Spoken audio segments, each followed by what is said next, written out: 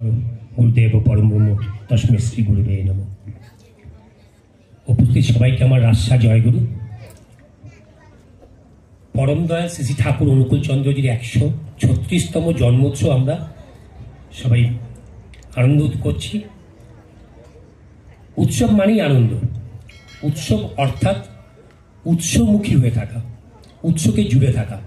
সারা বছর আমরা কোনো না কোনো উৎসব নিয়ে আছি, স্নান উৎসব, বনভোজন মহোৎসব, জন্মোৎসব। দেওঘর, হিমায়তপুর থেকে দেওঘর এলেন, এসে শুরু করলেন উনি মানুষ তৈরি। কি করে মানুষ তৈরি করা যায়, ওখানে মানুষ তৈরি করে এসছেন, এখানে এসে মানুষ তৈরি করা শুরু করলেন।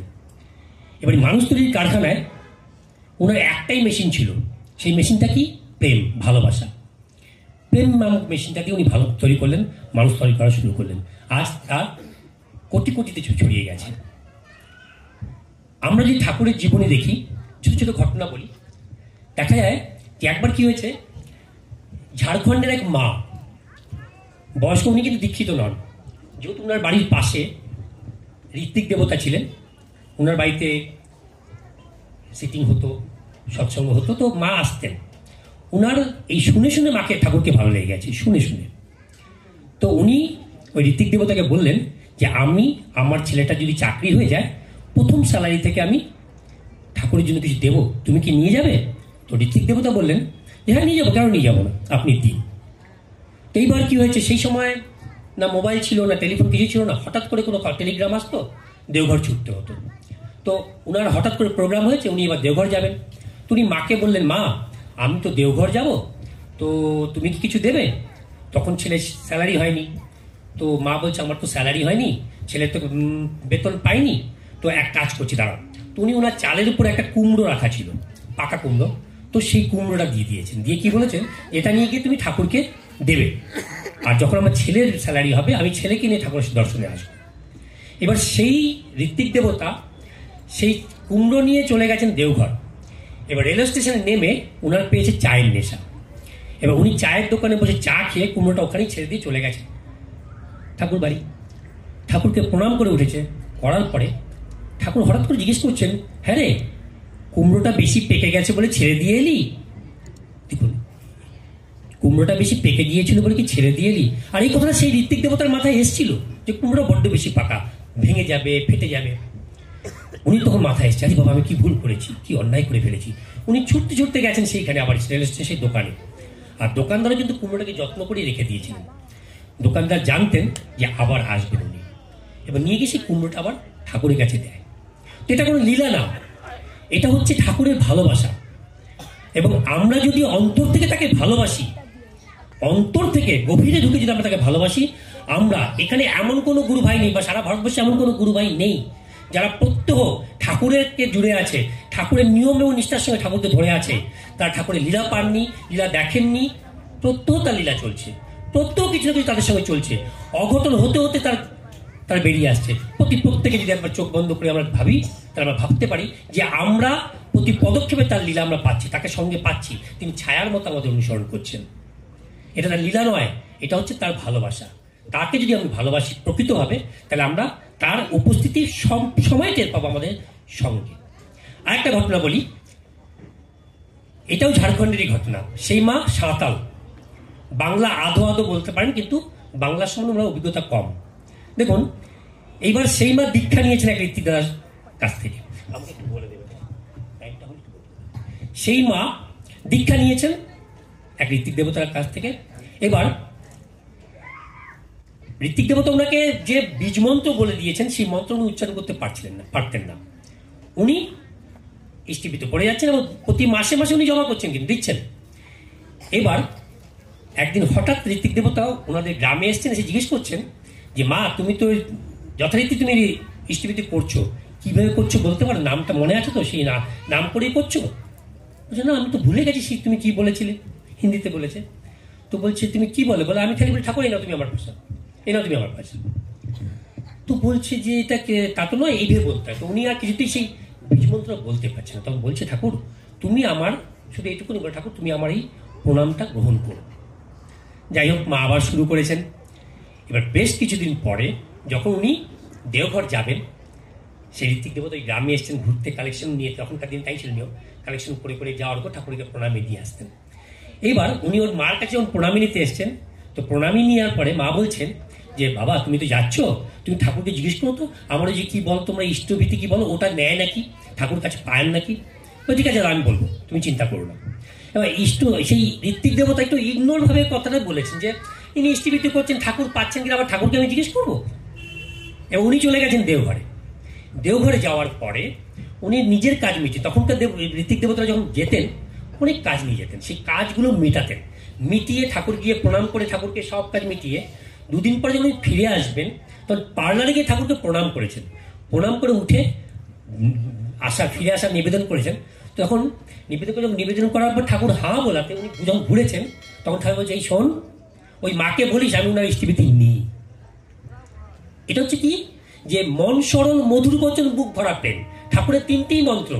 ওই সরল মনের মাটি সরলভাবে যে ইষ্টভীতি করেন, সরলভাবে উনি দেন, আর সরলভাবেই যে উনি ঠাকুরকে এই কথাটা বলেছেন, এটা তারই প্রমাণ।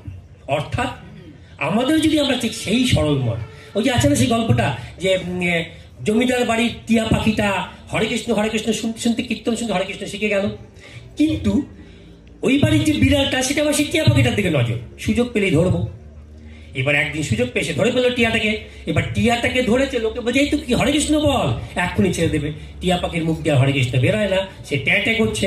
আমাদের অবস্থা তাই, আমরা যখন খুব ভালো অবস্থায় থাকি তখন আমরা সব নিয়ে থাকি, ঠাকুর তখন আমাদের ঠাকুর অন্তঃপ্রায়, ঠাকুর ছাড়া আমরা কিছু বুঝি না। কিন্তু যেই মুহূর্তের বৃত্তি বা কোনো রকমে আমার স্বার্থ প্রতিষ্ঠা বা আত্মপ্রতিষ্ঠা বা কোনো কিছুতে আমরা পড়ে যাই, তখন ঠাকুর একদিকে, আমরা তখন বসে পরনিন্দা।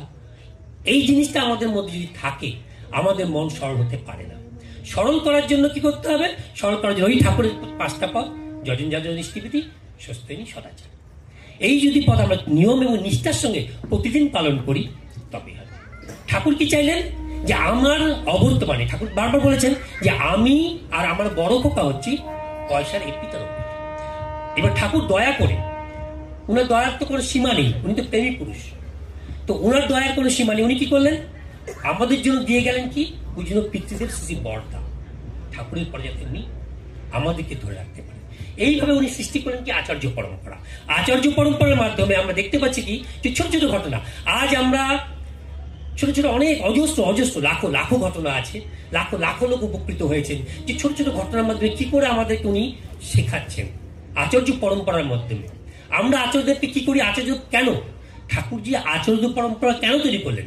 ঠাকুরজি আচার্য পরম্পরা এই কারণে তৈরি করলেন যে আচার্যর মাধ্যমে আমরা দেখতে পাই, আমরা বুঝতে পারি যে আমার ঠাকুর কেমন ছিল, ওনার চলা, ওনার কথা বলা, আচার্যদেবের চলা, কথা বলা, ওনার হাসা, ওনার পোশাক, সবকিছুর মধ্যে আমরা বুঝতে পারি, অনুভব করতে পারি যে আমার ঠাকুর কেমন ছিল। সেই জন্য কি বলে না যে বছরে একবার গিয়ে আচার্য সঙ্গ করতে হয়। আচার্য সঙ্গ করা মানে কি? আমরা ঠাকুরকে একদম স্পষ্ট রূপে সামনে তাকে অনুভব করতে পারি যে আমার ঠাকুর বসে আছেন, ওনার বসা, ওনার চলা, ওনার কথা বলা। এই জন্যই আচার্য পরম্পরার সৃষ্টি, এই জন্যই আচার্য পরম্পরার মাধ্যমে আমরা বুঝতে পারি যে আমাদের কি করতে হবে। এই জন্য বলে না যে আচার্যদেবের যত প্রতিটি নির্দেশকে অক্ষর অক্ষরে পালন করতে হয়। এইমাত্র আমার দাদা বলছিলেন যে আচার্যদার নির্দেশ এসছেন যে ডিপি ওয়ার্কস, আচার্য নির্দেশ পালন করাই আমাদের একমাত্র কর্তব্য হওয়া উচিত। এই ছোট একটা ঘটনা বলে আমি শেষ করব, সময় হয়ে এসছে।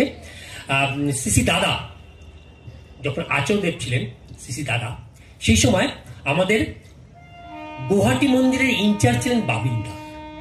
আপনারা অনেকে নাম শুনেছেন। সেই বাবিন্দা একবার দেওঘর এলেন কাজকর্ম নিয়ে।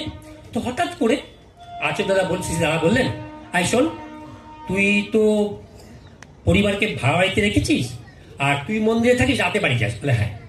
তো এবার করবি কি? এবার গিয়েই ফার্স্টে ভাড়া বাড়িটা ছেড়ে দিবি, দিয়ে যতক্ষণ না নতুন বাড়ি পাচ্ছিস তুই মন্দিরেই থাকবি, গুয়াহাটি মন্দিরে থাকবি। এবার বাবিন্দা সব কাজ মিটিয়ে বাড়ি গেছে, গিয়ে বউকে বলেছে যে এই ব্যাপার আচার্য দাদা বলেছেন যে আমাদেরকে মন্দিরে চলে যেতে, বাড়িটা ছেড়ে দিতে। তো মিসেস কিছুতেই রাজি নয়, না না না, এত ভালো বাড়ি ছেড়ে দিয়ে যাবো, আমাদের মালিক উপরে থাকে, আমরা নিচে, পুরোটাই আমাদের, এই তাই। সে উনি অনেক রকম বোঝানোর চেষ্টা করেছে, কিন্তু ওই যে একনিষ্ঠ মানুষ, উনি বললেন যে শ্রী দাদা, আচার্য দাদা এখন বলেছে আমাকে এটা মানতেই হবে। উনি কি করলেন, সমস্ত কিছু মিসেসের না বলাতেও সব কিছু নিয়ে উনি গুয়াহাটি মন্দিরে শিফট করে গেলেন। ঠিক তার 3 দিন পরে যখন ওই বাড়ির মালিক সন্ধ্যাবেলা বাড়ি ঢুকছে, তখন পেছন থেকে, সেই সময় আসামে খুব উলফার উপদ্রব ছিল, উলফা উনি অফিস থেকে যাওয়ার জন্য ওখান থেকে গেটের সামনে যেই পৌঁছেছে ওনাকে গুলি করা শুরু করেছে গেটের পাশ থেকে। উনি ঝড়ের বেগে ঢুকছেন আর মানে কাতারে কাতারে গুলি ওনাকে ছিন্ন ভিন্ন করে দিয়েছে। এবার পরদিন সকালে মন্দিরে যখন খবরটা গেছে, সবাই গেছে, গিয়ে দেখতে গেছে, গিয়ে দেখছে যে বাবিন্দা যে ঘরটায় ছিল সেই ঘরের সিঁড়িতে পর্যন্ত পৌঁছতে পেরেছেন উনি, আর ঘরের দেওয়ালে কয়েকশো গুলির সব গুলি, কত গুলি যে ভেদ করে ভেতরে চলে গেছে তার কোনো ইয়াত্তা নেই। তো উনি এটা জানলেন কি করে? উনি জানতেন এই জিনিসটা হবে, আচার্যরা জানতেন যে আমার সঙ্গে কি হবে, সেই জন্য উনি আগে থেকে নির্দেশ দেন। তা আমাদের উচিত আমরা এটাই করব, ঠাকুর ধরে আমরা এটাই করব যে প্রতিটা